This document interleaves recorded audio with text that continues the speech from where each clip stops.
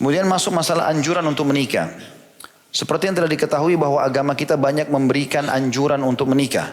Allah menyebutkannya dalam banyak sekali ayat dalam kitabnya dan menganjurkan kepada kita untuk melaksanakannya sesegera mungkin. Di antaranya firman Allah Ta'ala dalam surah Al-Imran tentang Nabi Zakaria alaihissalam. Dalam surah Al-Imran ayat 38, A'udzu billahi minasyaitonir rajim, Rabbi habli min ladunka dzurriyyatan thayyibah innaka sami'ud du'a. Ya Rabbku, berikanlah aku dari sisimu seorang anak yang baik, sungguhnya engkau maha pendengar doa. Juga Allah berfirman tentang Zakaria dalam surah Al-Anbiya ayat 89, A'udzu billahi minasyaitonir rajim, wa Zakaria idz nada rabbahu rabbi la tadarni fardan wa anta khairul warithin. Dan ingatlah ketika Zakaria tak kala ia menyuruh Rabbnya dan mengatakan, ya Rabb kami, janganlah engkau membiarkan aku hidup seorang diri dan engkaulah pewaris yang paling baik. Juga dalam firman Allah yang lain dalam surah Ar-Ra'd 38, Allah berfirman, A'udzu billahi minasyaitonir rajim, wa laqad arsalna rusulan min qablika wa ja'alna lahum azwajan wa dzurriyyah.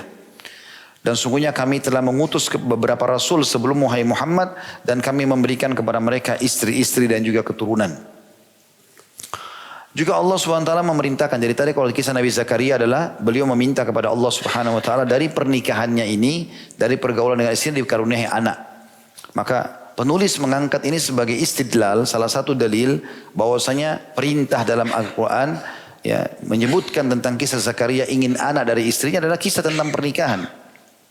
Begitu juga dengan masalah tadi, ayat yang baru saja kita baca, bagaimana Allah SWT memastikan kepada Nabi Muhammad SAW pada saat beliau disoroti, Muhammad itu suka menikah dan seterusnya karena istrinya lebih dari satu, maka turun firman Allah SWT ini, bukan hanya kau hai Muhammad. Rasul-rasul sebelummu pun kami berikan mereka istri-istri dan keturunan-keturunan. Bahkan kalau membahas poligami, Nabi Sulaiman alaihissalam itu punya 99 istri. Gitu kan. Lebih banyak daripada Nabi Muhammad alaihissalam. Gitu kan. Hadits yang masyhur yang beliau lupa mengucapkan insya Allah. Yang kata Nabi Sulaiman alaihissalam, malam ini aku akan gauli 99 istriku dan aku berharap semuanya hamil dan melahirkan mujahid.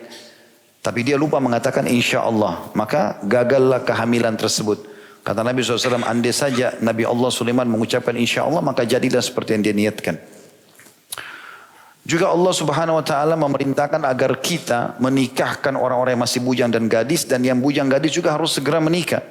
Itu firman Allah Subhanahu Wa Taala dalam surah An-Nur. Dalam surah An-Nur ayat 32. Yang bunyinya a'udzubillahi minasyaitonir rajim wa ankihul ayama minkum was-salihin min ibadikum wa imaikum in yakunu fuqara yughnihimullahu min fadli. Al-ayah.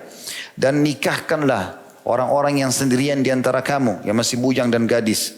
Jadi mereka dicari untuk dinikahkan, dimudahkan pernikahannya. Mereka pun harus segera menawarkan diri untuk menikah. Dan orang-orang yang layak ya, kawin di antara hamba-hamba sahayamu yang laki-laki dan hamba-hamba sahayamu yang perempuan. Jika mereka miskin, Allah akan menjadikan mereka mampu dengan karunia-Nya. Allah akan menjadikan mereka kaya karena karunia-Nya. Ini ada jaminan dalam ayat ini, atau ada perintah dari Allah SWT untuk segera menikah, dan ada jaminan orang yang menikah akan diberikan rezeki. Dalam hadis-hadis Nabi SAW, selain ayat-ayat tadi juga cukup banyak yang disebutkan masalah itu. Di antaranya adalah hadis yang diriwayatkan atau disahihkan oleh Al-Albani dalam silsilah hadis sahih nomor 625 dari Anas bin Malik radhiyallahu anhu bahwasanya Rasulullah SAW bersabda, "Idza tazawwaja al-'abd faqad istakmala nisfa ad-din falyattaqillah fi ma baqi." Jika seorang hamba telah menikah maka dia telah menyempurnakan separuh agamanya, maka oleh karena itu hendaklah ia bertakwa kepada Allah dari separuh yang tersisa. Ini sudah saya jelaskan tadi tentang masalah bagaimana orang kalau sudah menikah menyelamatkan setengah agamanya.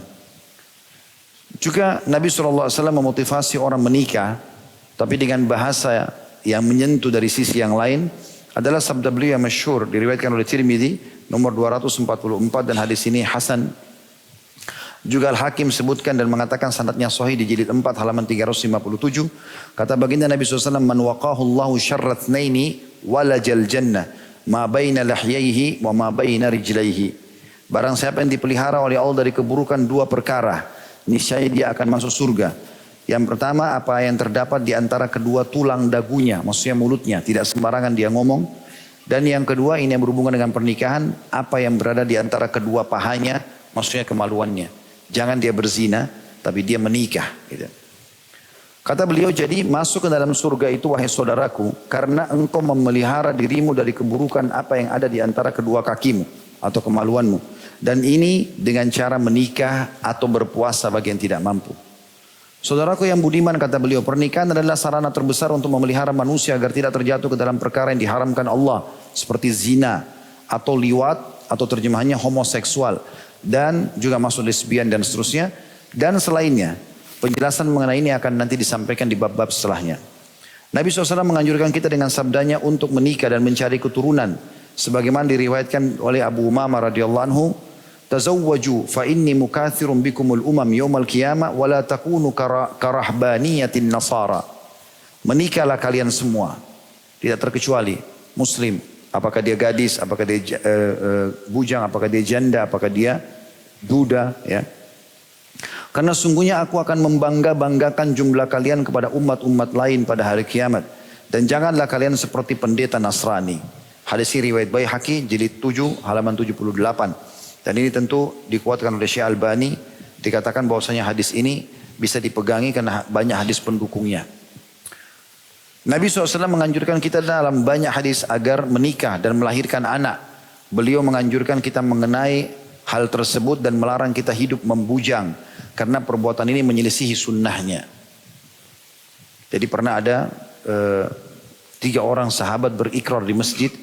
Karena mereka merasa ibadahnya sangat tinggi. Maka mereka ingin ibadah yang tidak umum orang buat. Maka mereka bilang satu sama yang lain, ayo kita ke rumah Nabi SAW. Mungkin di rumah Nabi ada informasi ibadah yang belum kita tahu. Di luar rumah kita sudah tahu semua Nabi buat apa. Mereka datang ke rumah Nabi SAW lalu tanya. Ternyata Aisyah menjelaskan, kalau Nabi SAW di rumah seperti laki-laki seseorang antara kalian. Dia penuhi hajatnya sendiri atau dia membantu keluarganya. Bahkan Nabi SAW pernah menjahit sendiri sendalnya yang putus. Maka mereka seakan-akan menganggap ingin informasi yang lain. Seakan-akan mereka anggap ini kok cuma seperti ini ya.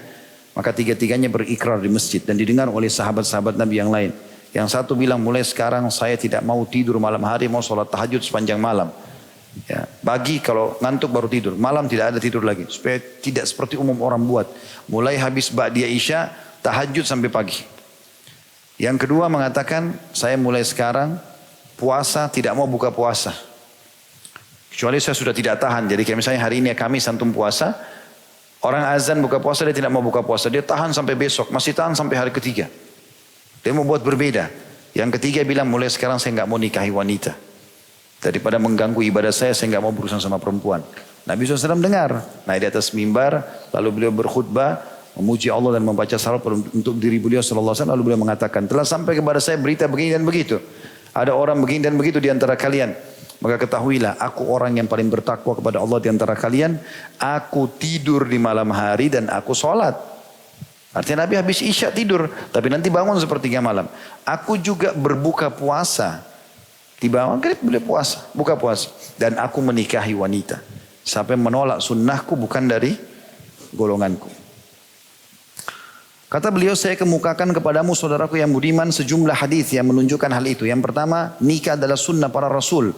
Nikah adalah salah satu sunnah para rasul. Lantas apakah engkau akan menjauhinya wahai saudaraku yang budiman? Kata beliau. Imam Tirmizi meriwayatkan dari Abu Ayyub radhiyallahu anhu. Ia menuturkan bahwa Rasulullah SAW bersabda, arba'un min sunanil mursalin, al-haya'u wa ta'attur, was-siwaku wa nikah. Ada 4 perkara yang termasuk sunnah para rasul. Rasa malu untuk melanggar hukum-hukum Allah. Yang kedua memakai wangi-wangian. Yang ketiga bersiwak. Dan yang keempat menikah. Ini hadis riwayat Tirmizi nomor 1086. Dan dikatakan dalam kitab nikah dan hadis ini hasan sahih. Yang kedua, siapa yang mampu di antara kalian untuk menikah, maka menikahlah. Ini hadis Nabi juga. Nabi SAW memerintahkan kita sekalian. Sebagaimana diriwayatkan oleh Bukhari dari Abdullah bin Mas'ud radhiyallahu anhu yang menuturkan, kami bersama Nabi SAW sebagai pemuda yang tidak mempunyai sesuatu. Miskin sekali. Kami sangat miskin, kata Abdullah bin Mas'ud. Lalu beliau bersabda kepada kami, dalam kondisi sahabat-sahabat yang sedang dihadapi miskin semua. Ya ma'syarasy syabab. Hai sekalian anak muda, man istata' minkumul ba'a falyatazawwaj. Barang siapa di antara kalian yang mampu menikah, maka menikahlah. Sebagian ulama menerjemahkan makna ba'ah bagi laki-laki mampu melakukan biologis dengan istrinya, kemudian dia juga siap untuk memberikan nafkah harian buat istrinya.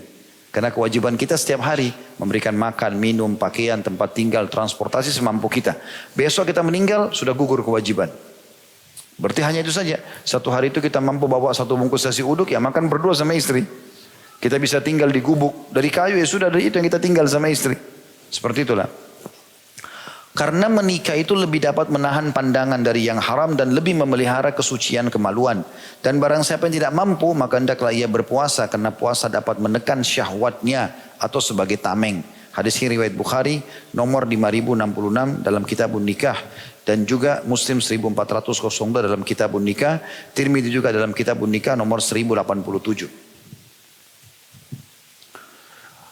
Ada di bagian bawah pensyarah kitab Tuhfatul Ahfadhi, bukunya Ibnu Qayyim, berkata al-ba'u dalam hadis asalnya dari bahasa Arab berarti jima, yang diambil dari kata al-maba'ah yang berarti tempat tinggal juga. Mampu dalam hadis ini memiliki dua makna, mampu berjima dan mampu memikul beban nikah, tadi memberikan nafkah itu. Tapi yang harian sesuai dengan kemampuan kita. Demikian maksud dalam hadis tersebut. Sebenarnya dikatakan oleh Ibnu Taimiyah rahimahullah di halaman 12 dalam kitab Tuhfatul Ahwadhi. Kemudian para ulama juga berkata, adapun orang yang tidak mampu berjima, maka ia tidaklah butuh berpuasa. Jika demikian, maka makna keduanya lebih sahih. Maksudnya adalah berpuasa itu kalau dia betul-betul punya syahwat yang besar, kemudian dia tidak tahan lagi, dia boleh berpuasa untuk meredam syahwatnya. Tapi kalau dia tidak terikut dengan hawa syahwatnya, maka tidak butuh juga dia berpuasa sunnah. Artinya dalam masalah hadis ini saja ya, walaupun ibadah sunnah dianjurkan atau puasa sunnah dianjurkan. Yang ketiga, hadis Nabi SAW tentang orang yang menikah dengan niat menjaga kesucian dirinya, maka Allah pasti menolongnya dan memberinya rezeki. Kata beliau, saudaraku yang budiman, jika engkau ingin menikah, maka ketahuilah bahwa Allah akan menolongmu atas perkara itu. At-Tirmidzi meriwayatkan dari Abu Hurairah radhiyallahu anhu bahwasanya Rasulullah SAW bersabda, "Thalathatun haqqun 'alallahi aunuhum, al-muqatabul ladzi yuridul ada, wan nakihul ladzi yuridul afaf, wal mujahidu fi sabilillah." Sudah masuk waktu? Ada 3 orang yang pasti akan ditolong oleh Allah. Artinya diberikan rezeki dan penuhi kebutuhannya. Yang pertama, seorang budak yang ingin menebus dirinya dengan menyicil kepada tuannya, namanya mukatab. Jadi kalau sekarang zaman ini tidak ada. Kalau zaman dulu ada budak, kalau kita beli di pasar berbudakan, kita bisa dia bisa menebus dirinya. Misal dia katakan pada tuannya, saya mau bebas, bagaimana caranya? Tuannya bilang, kau bayar 10 juta.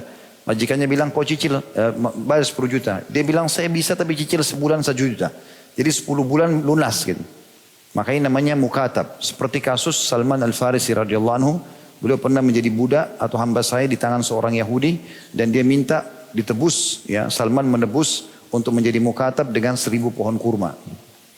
Kemudian yang kedua, orang yang pasti Allah tolong adalah orang yang menikah karena ingin memelihara kesucian kemaluannya, tidak berzina. Dan yang ketiga adalah mujahid di jalan Allah subhanahu wa ta'ala. Kita baca poin keempat baru azan insyaAllah. Yang keempat, menikahi wanita yang berbelas kasih dan subur atau banyak anak adalah kebanggaan bagimu pada hari kiamat. Kata beliau, saudaraku yang budiman, jika kamu hendak menikah, carilah dari keluarga yang wanita-wanitanya dikenal subur atau banyak anak dan berbelas kasih kepada suaminya. Maksudnya lembut, ramah. Karena Nabi SAW membanggakanmu mengenai hal itu pada hari kiamat. Berdasarkan diriwayatkan oleh Abu Dawud dari Ma'qil bin Yasar radhiyallahu anhu, yang menuturkan seseorang datang kepada Nabi SAW mengatakan, aku mendapatkan seorang wanita, dalam riwayat lain disebutkan memiliki kedudukan dan kecantikan. Orang ini kaya dan cantik, tapi ia tidak dapat mempunyai anak atau mandul. Apakah aku boleh menikahinya? Kata orang itu kepada Nabi SAW. Maka beliau SAW menjawab, tidak. Kemudian dia datang kepada beliau untuk kedua kalinya, tapi beliau melarangnya. Kemudian dia datang kepada beliau yang ketiga kalinya, maka beliau melarangnya. Lalu beliau berkata, nikahilah wanita yang berbelas kasih lagi banyak anak, karena aku akan membanggakan jumlah kalian pada hari kiamat. Hadis ini sahih diriwayatkan Abu Daud nomor 2050. Dan tentu ini cara melihat wanita itu berbelas kasih atau tidak adalah dengan cara melihat umumnya sifat keluarga. Kalau seseorang ingin menikah dengan orang lain, kalau dia mau tahu bagaimana nanti keturunannya, maka cukup dia melihat jalur ayahnya saja. Jadi misalnya jalur ayah saya dan jalur ayah istri saya, itu nanti akan menurunkan fisik, paras wajah, rambut, warna kulit, postur tubuh kepada anak-anak. Sementara jalur ibu saya dan jalur ibu istri saya, itu akan menurunkan karakter atau sifat. secara umum global. Kalau misalnya keluarga itu kelihatannya banyak keturunannya, orangnya baik-baik, ya sudah cukup jadi patokan. Walaupun ada satu dua keluarganya yang tidak baik. Dan ini sudah pernah saya jelaskan di salah satu tema di YouTube tentang masalah konsep ta'aruf Islami. Jadi cara ta'aruf dalam Islam itu melalui 4 hal saja, dan hari itu juga Anda sudah bisa menentukan calon pasangan. Yaitu yang pertama, melihat apa yang dibolehkan secara syar'i, tepatnya wajah dan telapak tangan. Kemudian bagi wanita tentunya, dan wanita juga boleh melihat wajah dan telapak tangan pria, tapi yang ditekankan adalah pria kepada wanita. Yang kedua, melihat keluarganya. Tadi saya bilang, dari keluarga ayah itu akan menurunkan nanti kepada keturunan kita fisik, paras wajah, warna kulit, rambut dan seterusnya. Dan dari jalur ibu akan keluar sifat-sifat atau karakter. Yang ketiga, kenali lingkungannya. Kita boleh pada saat ta'aruf awal atau berkenalan pertama, tanpa ada pelanggaran agama tentunya, menanyakan kegiatan dia, apa yang dia lakukan. Misal, kalau lagi weekend, Sabtu Ahad, biasanya Anda ini buat apa saja? Oh, saya biasa ke diskotik, saya biasa ke bar. Ya sudah tahu orang. Oh, saya kalau hari Sabtu Minggu ada pengajian dekat rumah saya hadir. Ada orang tua saya yang sudah tua, saya bakti. Anda sudah bisa menilainya. Setelah 3 poin ini, hari yang sama, cukup yang keempat istikharah. Selebihnya tawakal kepada Allah Subhanahu wa Ta'ala. Ya, seperti itulah yang dilakukan oleh para sahabat ridwanullahi alaihim. Kemudian yang kelima kita tutup dengan poin ini tentunya. Dia kurang lebih ada 12 poin ya. Dalam hadis-hadis ini. Kita akan insya Allah jelaskan sampai di poin ke-6. Poin kelima adalah persetubuhan salah seorang dari kalian yang halal adalah sedekah atau pahala yang besar. Jadi setiap kali berhubungan biologis sudah mendapatkan kenikmatan dunia dan juga mendapatkan pahala yang besar. Kata penulis, saudaraku semuslim, aktivitas seksualmu dengan istrimu yang halal guna mendapatkan keturunan atau untuk memelihara dirimu atau diri istrimu, maka engkau mendapatkan pahala. Berdasarkan hadis yang diriwayatkan oleh Muslim dari Abi Dzar radhiyallahu anhu bahwa sejumlah sahabat Nabi SAW berkata kepada beliau, wahai Rasulullah, orang-orang kaya telah mendapatkan banyak pahala, mengalahkan kami. Mereka melaksanakan solat sebagaimana kami solat, mereka berpuasa sebagaimana kami puasa, dan mereka dapat bersedekah dengan kelebihan harta mereka, yang kami tidak bisa lakukan itu. Maka Nabi SAW bersabda, bukankah Allah telah menjadikan untuk kalian apa yang dapat kalian sedekahkan selain harta? Setiap tasbih yang diucapkan, subhanallah, dihitung sedekah. Setiap takbir, Allahu Akbar adalah sedekah. Setiap tahmid, alhamdulillah adalah sedekah. Setiap tahlil, la ilaha illallah adalah sedekah. Menyeru kepada ma'ruf yang benar dan baik, perintah agama, maka sedekah. Mencegah dari mungkar, pelanggaran-pelanggaran agama adalah sedekah. Dan persetubuhan salah seorang dari kalian dengan istrinya atau pasangan halalnya adalah sedekah. Maka para sahabat bertanya, wahai Rasulullah, apakah salah seorang dari kami melampiaskan syahwatnya akan mendapatkan pahala? Maka beliau bersabda, bagaimana pendapat kalian seandainya dia melampiaskan syahwatnya kepada yang haram, zina? Apakah dia mendapatkan dosa? Maka demikian pula jika ia melampiaskannya kepada yang halal, maka dia mendapatkan pahala. Hadis ini riwayat Muslim nomor 1006. Imam Nawawi rahimahullah berkata, sabda Nabi SAW, persetubuhan salah seorang dari kalian adalah sedekah, dimutlakkan atas jima. Ini adalah sebagai dalil bahwa perkara-perkara mubah akan menjadi ketaatan dengan niat yang benar. Jima menjadi ibadah jika diniatkan untuk memenuhi hak istri dan mempergaulinya dengan baik sebagaimana Allah memerintahkan kepadanya. Atau diniatkan untuk mendapatkan anak yang soleh. Atau memelihara diri agar jangan terjerumus dalam yang haram atau zina. Dari Abu Hurairah radhiyallahu anhu bahwasanya Rasulullah SAW bersabda, jika manusia mati maka amalnya terputus kecuali dari 3 perkara, sedekah jariah, ilmu bermanfaat dan anak soleh yang senantiasa mendoakannya. Hadis riwayat Muslim. Hadis ini memberikan gambaran kepada kita, kalau teman-teman sudah memahami tentang bobot besarnya dosa zina, dia adalah salah satu dari 7 dosa yang membinasakan. Bersederetan dengan syirik, sederetan dengan durhaka sama orang tua, riba, zina juga masuk dalamnya, gitu kan. Maka bagaimana besarnya kadar dosanya zina itu, begitulah juga nanti besarnya kadar pahalanya orang yang berhubungan biologis yang halal. Nah dalam poin ini, saya tidak tahu ke depannya apakah dibedah oleh penulis buku atau tidak. Bagi Anda yang sudah berumah tangga di sini, jangan pernah merasa jenuh dengan itu. Dan berusaha untuk selalu komunikasi sehat dengan pasangan halal. Bahasakan apa yang Anda inginkan, selama itu boleh dalam agama. Dari jenis pakaian, penampilan, ya, bau badan, ya, kemudian apalah, ya, tata cara yang memang tata cara itu tidak ada haram dalam syariat. Nah dalam biologi semuanya halal kecuali meletakkan kemaluan di kemaluan pada saat haid dan nifas, atau meletakkan kemaluan di dubur. Ya. Selain daripada ini, maka masuk dalam istimta atau menikmati yang dihalalkan.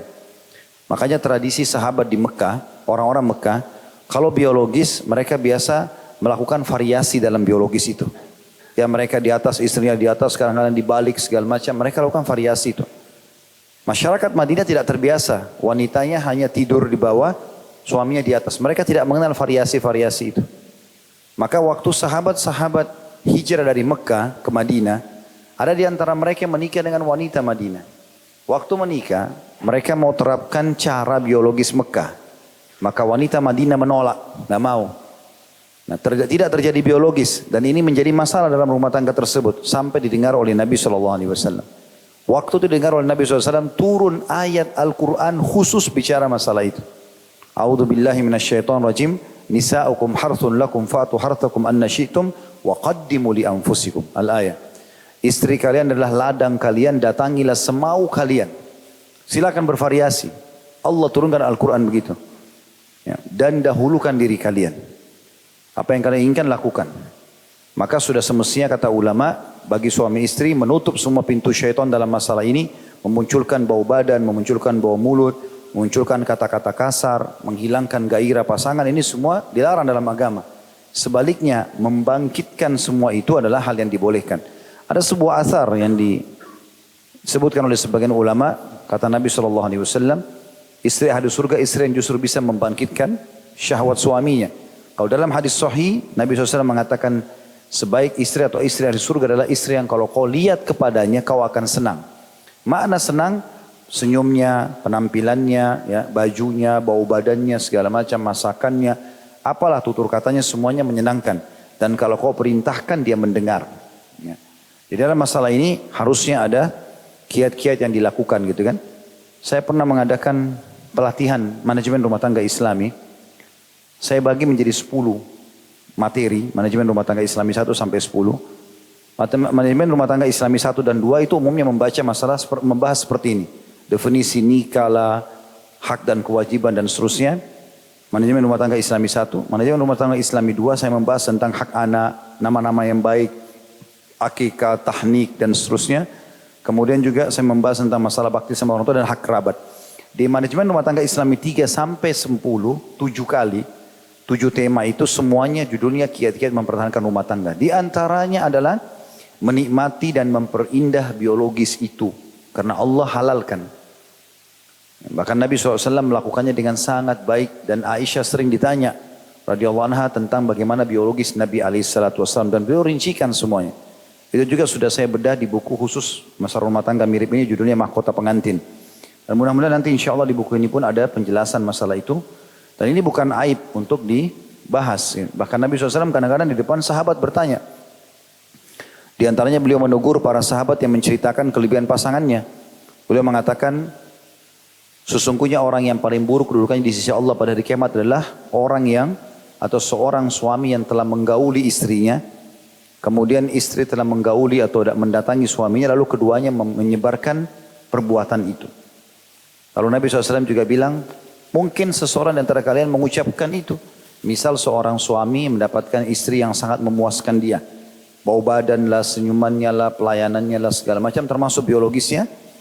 Lalu kemudian dia cerita sama teman-temannya laki-laki yang lain. Oh istri saya itu begini dan begitu. Kata Nabi SAW, mungkin seseorang dari kalian mengucapkan itu. Kelebihan pasangannya. Atau seorang perempuan begitu juga. Suaminya sangat memuaskan, lalu dia cerita-cerita tentang suaminya begini, suaminya di depan teman-temannya. Maka kata Asma binti Yazid radhiyallahu anha, betul ya Rasulullah. Laki-laki melakukan dan perempuan melakukan itu di Madinah. Kata Nabi SAW, jangan kalian lakukan itu. Karena seperti perumpamaan orang seperti itu yang menceritakan kehebatan pasangannya dalam biologis, seperti setan laki-laki ketemu dengan setan perempuan di jalan, lalu kemudian mereka biologis, ya, sementara semua orang melihatnya. Jadi sering kali Nabi SAW luruskan itu, kesalahan-kesalahan. Gitu kan. Pernah ayat Al-Quran turun khusus menegur sahabat yang tidak mau lagi menggauli istrinya karena dianggap istrinya sudah tua. Lalu dia mengatakan, kau sudah seperti ibuku. Kalimat ini tidak boleh ini. Ya. Namanya zihar dalam hukum zihar. Ini dia harus bayar kafarah si laki-laki. Karena istrinya bukan ibunya. Gitu kan. Tapi seperti itulah hukum-hukum syar'i. Dan kita tahu ada surah An-Nisa, ada surah At-Talaq. Ya, menjelaskan banyak yang berhubungan dengan masalah-masalah rumah tangga dan interaksi suami istri ini. Intinya teman-teman sekalian, syaitan seringkali menghiasi kalau kita mau berzina. Mungkin orang yang kita temani itu orang yang jelek, orang yang akhlaknya buruk. Naudzubillah, pelacur-pelacur atau laki-laki yang tidak benar. Tapi syaitan membangkitkan syahwat kita sama mereka. Sementara pasangan kita yang sudah halal, di rumah, udah bersih. Mungkin di pandangan orang sangat cantik atau sangat gagah. Tapi syaitan mengelabui kita dengan cara menutupi itu. Makanya seringnya melakukan aktivitas biologis dengan pasangan ini akan menepis semua was-was syaitan itu. Mirip dengan kalau antum biasakan sholat malam, maka godaan syaitan akan menipis di situ. Dia nggak bisa lagi goda kita. Yang dia bisa goda orang yang jarang sholat malam. Sehingga tetap malas seperti itulah. Karena sudah menjadi sebuah kebiasaan. Maka harus hati-hati teman-teman sekalian, hidupkan suasana ini sampai Abdullah bin Umar radhiyallahu anhu, bagi yang sudah menikah perlu memahami riwayat ini. Beliau saking rutinnya melakukan biologis halal sama pasangannya, sampai-sampai kalau beliau berbuka puasa, beliau habis makan kurma 3 butir, minum air putih, sholat maghrib, balik langsung biologis dengan istrinya. Untuk mengambil pahala yang besar dari biologis halal ini karena dia seimbang dengan dosa zina yang haram. Yang keenam, dalam tadi saya perlu tekankan juga dalam pelatihan yang saya sampaikan itu, saya mengadakan pelatihan dan ternyata banyak sekali ikhwat dan akhwat yang ikut pelatihan itu dalam rumah tangga. Kami nginap misalnya di luar kota, Jumat sampai Ahad, kemudian nanti ada pelatihan-pelatihan di situ. Saya coba buat pelatihan, bagaimana saya ingin tahu apakah memang sudah diterapkan atau tidak dalam rumah tangga. Ternyata hampir mayoritasnya tidak pernah lakukan itu. Saya siapkan meja di hotel itu, kemudian di situ di atas meja ada saya tulis tulisan, kata-kata untuk mengucapkan sayang, mengucapkan rindu, mengucapkan cinta, mengajak biologis dengan bahasa jelas pada pasangan, menggodahnya atau merayunya dengan bahasa-bahasa yang tidak ada haramnya. Itu ternyata nggak diucapkan oleh banyak ikhwat dan akhwat. Mereka tidak pernah ucapkan pada pasangannya. Sudah 10 tahun berumah tangga. Saya tempelkan kertas di meja, saya wajibkan dalam pelatihan untuk mengucapkan dan sambil melihat pasangannya. Ada orang subhanallah menikah sekian lama tidak pernah menikmati muka pasangannya. Pasangannya ngobrol, dia lihat tembok. Lalu apa gunanya istrinya atau suaminya di sebelah? Gitu kan? Syaitan mengelabui dia. Atau pada saat dia biologis, dia mengkhayalkan orang lain karena banyak tontonan yang ada. Maka pasangannya yang sudah berusaha memberikan yang terbaik, ini semua tertepis dengan waswas syaitan. Ini semua tentu hal-hal yang perlu diperbaiki. Insya Allah mungkin kedepannya kita akan lebih banyak bahas singgungan masalah ini. Tapi ini poin kelima tentang masalah besarnya pahala persetubuhan tersebut. Yang terakhir, yang keenam, menikah dapat mengembalikan semangat kepemudaan. Dikatakan oleh penulis, nikah dapat mengembalikan kekuatan dan kepemudaan badan. Karena ketika jiwa merasa tentram, tubuh juga menjadi giat. Ini adalah seorang sahabat, kata beliau. Cerita seorang sahabat yang menjelaskan hal itu kepada kita. Di mana diriwayatkan oleh Bukhari dari Alqamah radhiyallahu anhu, ia menuturkan, aku bersama Abdullah bin Mas'ud. Lalu Uthman bertemu dengannya di Mina, maka ia mengatakan, wahai Abu Abdurrahman, maksudnya Alqamah berkata kepada Abdullah bin Mas'ud, sesungguhnya aku mempunyai hajat kepadamu. Kemudian keduanya bercakap-cakap, tapi agak jauh dari Alqamah. Uthman bertanya kepadanya, wahai Abu Abdurrahman, wahai Abdullah bin Mas'ud, maukah aku nikahkan engkau dengan seorang gadis yang akan mengingatkan kau pada yang dahulu pernah engkau alami? Maksudnya kau pernah berumah tangga dulu. Ketika Abdullah merasa dirinya tidak membutuhkan, maka dia mengisyaratkan kepadaku, seraya berkata, wahai Alqamah, sesungguhnya aku menolaknya, tapi aku, maksudnya perempuan ini, tapi bukan aku menolak pernikahan. Karena aku pernah mendengar Nabi SAW bersabda, wahai sekalian pemuda, barang siapa di antara kalian yang mampu untuk menikah, maka menikahlah. Maksudnya maknanya, agar tetap kamu dalam keremajaanmu, semangatmu karena menikah. Jadi dia semangat cari nafkah buat istrinya, dia pulang capek ada yang temanin dan seterusnya. Dan barang siapa yang belum mampu, maka berpuasalah. Karena puasa dapat mengendalikan syahwatnya. Hadis ini riwayat Bukhari nomor 5065. Ini sebagai penutup tentunya saya akan baca pertanyaan. Saya menemui salah satu panitia masjid. Kebetulan belum menikah. Saya biasa kalau ketemu sama teman-teman bujang selalu saya godain supaya menikah. Nah, maka saya bilang belum menikah, setiap ketemu. Belum Ustaz. Kenapa? Tunggu apa ini gak nikah-nikah? Kan bisa dapat pahala. Rugi malam-malam antum tanpa istri. Terus dia bilang, tapi anak kan setiap malam bisa pijitin ibu anak. Iya, antum memijit ibu dapat pahala. Tapi antum juga bisa dipijit oleh istri. Gitu. Jadi akhirnya rugi saja lewat waktu seperti itu. Ya, Allahu a'lam. Itu saja, semoga bermanfaat. Kalau benar dari Allah, kalau salah dari saya mohon dimaafkan. Subhanakallahumma bihamdika, asyhadu an la ilaha illa anta astaghfiruka wa atubu ilaik. Wassalamualaikum warahmatullahi wabarakatuh.